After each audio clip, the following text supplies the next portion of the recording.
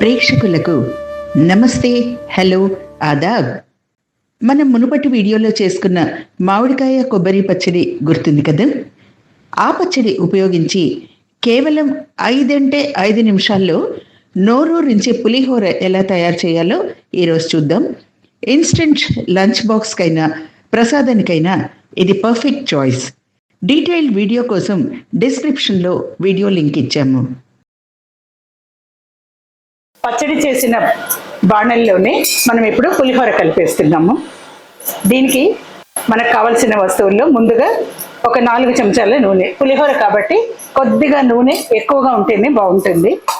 ఇందులో కూడా ప్రధానంగా మంచి రుచి పులిహోరకి ఇచ్చేది మెంతులు, ఒక 4 గింజలు.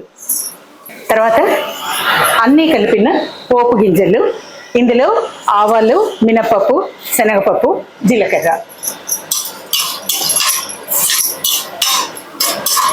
ఈ పోపు వేగుతుండగానే పులిహోర కాబట్టి మనము చీలికలు చేసుకున్నటువంటి పచ్చిమిరపకాయలు, చిన్నపిల్లలు తింటుంటే పచ్చిమిరపకాయలు మోతాదు తగ్గించండి, ఎందుకంటే మనము పచ్చడిలో ఆల్రెడీ మిరపకాయలు ఎక్కువ వేసుకున్నాము.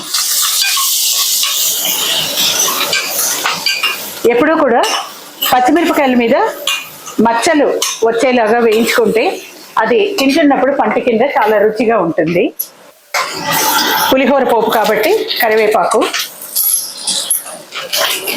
మనం ఇందాక తీసి పెట్టుకున్నటువంటి పల్లీలు, దీనికి ఇంకా రుచి పెంచడానికి మరికొంత కొత్తిమీర. అన్నం కలుపుతున్నాం కాబట్టి సరిపడా ఉప్పు.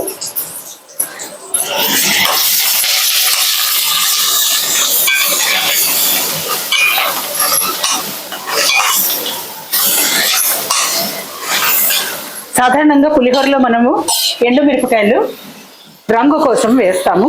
ఎక్కువ కారం రాకుండా ఒక్క ఎండుమిరపకాయ వేస్తే చాలు. పోపు తయారైపోయింది. ఇప్పుడు ఇందులోకి కొద్దిగా ముందుగా వండి పెట్టుకుంటున్న అన్నాన్ని, మనకు ఎంత కావాలో అంత అన్నం. ఇది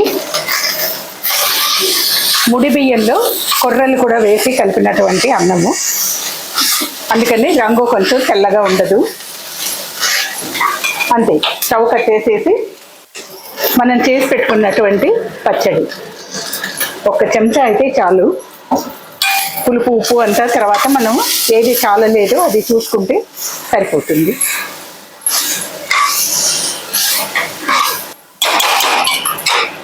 పిల్లలకి కావాలంటే ఓన్లీ వైట్ రైస్ కలపొచ్చు, కానీ ఇందులో మనం కొర్రలు కూడా వేసుకున్నాం కాబట్టి హెల్త్కి హెల్త్, ఆరోగ్యానికి ఆరోగ్యము, రుచికి రుచి కూడా.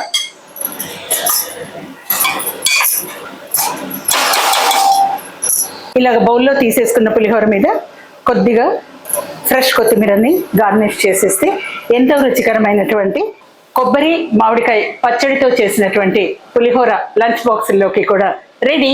చూశారు కదా, మామిడికాయ కొబ్బరి పచ్చడి ఉపయోగించి నోరూరించే మామిడికాయ కొబ్బరి పులిహోర ఎలా తయారు చేసుకోవాలో నచ్చిందా?